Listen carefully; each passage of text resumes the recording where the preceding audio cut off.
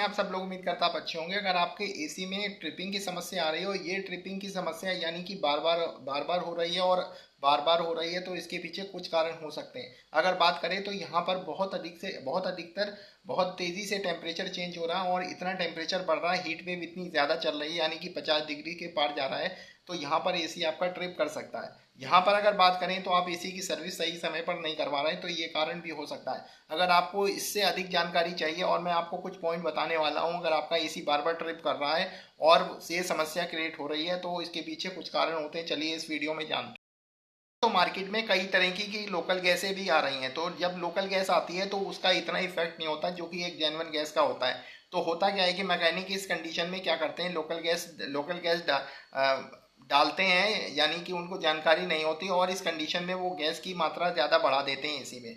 होता क्या है कि जब गैस की मात्रा वो बढ़ाते हैं तो उसके बावजूद भी एसी में कूलिंग नहीं आती और जो गैस चार्ज होनी चाहिए पूरी तरीके से सही मात्रा में, तो वो गैस बहुत ज़्यादा अधिक हो जाती है। तो इस कारण से भी एसी में ट्रिपिंग की समस्या हो सकती है। तो इसलिए यहाँ पर ध्यान रखें कि सही तरीके से अच्छी गैस, गुणवत्ता वाली गैस का ही इस्तेमाल करें और सही गुणवत्ता वाली गैस डालेंगे तो आपको सही मात्रा डालेंगे, तब आपकी गैस चार्जिंग सही तरीके से होगी। एसी बार बार ट्रिप कर रहा है तो यहाँ पर ये होता है कि आपका आपका सही तापमान सेट नहीं है। यही तापमान आपका सही तरीके से अगर सेट होगा तो आपकी ये समस्या नहीं आएगी, क्योंकि आप सही तापमान अगर सेट करेंगे तो आपका एसी का कंप्रेशर बीच बीच में से ट्रिप भी करता रहेगा।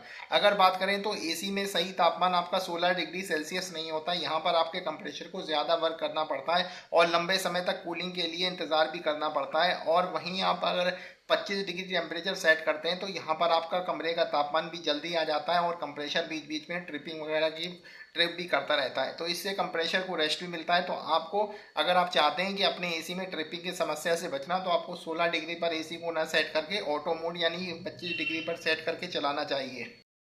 सही संचालन के लिए सही वोल्टेज आवश्यक होती है। ये वोल्टेज आपकी 220 होनी चाहिए। ये वोल्टेज अगर इससे बहुत ज़्यादा अधिक हो रही है 220 से और बहुत अधिक डाउन हो रही है, तब भी आपके एसी में कंप्रेस आपके आपके एसी में ट्रिपिंग की समस्या हो सकती है। तो यहाँ पर आपको इस चीज़ का ध्यान रखना पड़ेगा कि अपने वोल्टेज स्टेबलाइजर को लगाएंगे तब आपके लिए अच्छा रहेगा। अगर बात करें वोल्टेज स्टेबलाइजर आप लगा लेते हैं तो यहाँ पर आपकी वोल्टेज मेंटेन रहती है और जिससे कि आपके एसी में ट्रिपिंग की समस्या नहीं होती।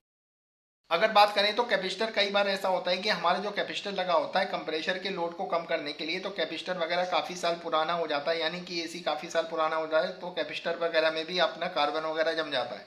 तो कैपेसिटर अगर ख़राब हो जाता है तब भी ये समस्या आती है जब आपका कंप्रेशर ट्रिप कर सकता है। तो यहाँ पर आपको कैपेसिटर को चेक कर लेना चाहिए, कैपेसिटर के थिम्बल वगैरह पर कोई कार्बन तो नहीं आ रहा।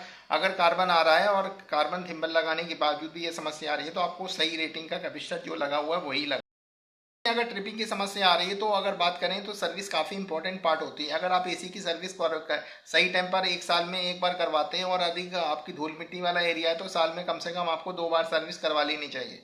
सर्विस होने से आपके एसी की जो कोयल, कूलिंग कोयल या इवेपोरेटर कोयल, जो कंडेंसर कोयल होती है वो प्रॉपर तरीके से क्लीन हो जाती है, जिससे आपका एयर फ्लो वगैरह भी बढ़ जाता है और आपकी हीट भी अच्छे से डिस्चार्ज वगैरह होती है। तो यहाँ पर आपको सर्विस अच्छे तरीके से करवा लेनी चाहिए साल में।